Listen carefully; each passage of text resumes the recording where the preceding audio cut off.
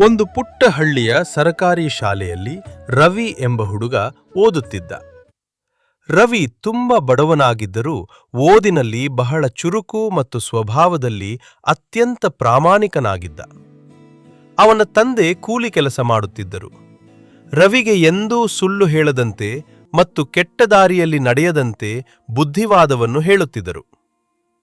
ಒಂದು ದಿನ ಶಾಲೆಯ ಮಧ್ಯಾಹ್ನದ ಬಿಡುವಿನ ಸಮಯದಲ್ಲಿ ರವಿ ಒಂದು ಕಪ್ಪು ಬಣ್ಣದ ಪರ್ಸ್ ಮತ್ತು ಎಟಿಎಂ ಕಾರ್ಡ್ ಬಿದ್ದಿರುವುದನ್ನು ಕಂಡನು. ಅದರೊಳಗೆ ಸುಮಾರು 5,000 ರೂಪಾಯಿ ಹಣವಿತ್ತು. ಆದರೆ ತಕ್ಷಣ ಅವನಿಗೆ ತಂದೆ ಹೇಳಿದ ಮಾತು ನೆನಪಾಯಿತು. ಪರರ ಸೊತ್ತು ನಮಗೆ ಮಣ್ಣಿಗೆ ಸಮಾನ ಅಂತ ಹೇಳಿದ್ದು.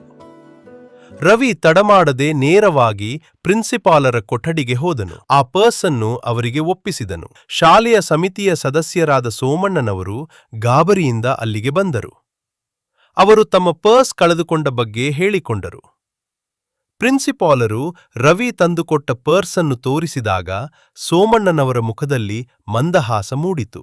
ಕೆಲವು ದಿನಗಳ ನಂತರ ಶಾಲೆಯಲ್ಲಿ ಆನ್ಯುಯಲ್ ಎಕ್ಸಲೆನ್ಸ್ ಅವಾರ್ಡ್ ಕಾರ್ಯಕ್ರಮದಲ್ಲಿ ರವಿಗೆ ವರ್ಷದ ಆದರ್ಶ ವಿದ್ಯಾರ್ಥಿ ಎಂಬ ಪ್ರಶಸ್ತಿಯನ್ನು ನೀಡಿ ಗೌರವಿಸಲಾಯಿತು. ಕಥೆಯ ನೀತಿ: ಸತ್ಯ ಮತ್ತು ಪ್ರಾಮಾಣಿಕತೆ ಯಾವಾಗಲೂ ನಮ್ಮನ್ನು ಉನ್ನತಿಗೆ ಕೊಂಡೊಯ್ಯುತ್ತದೆ.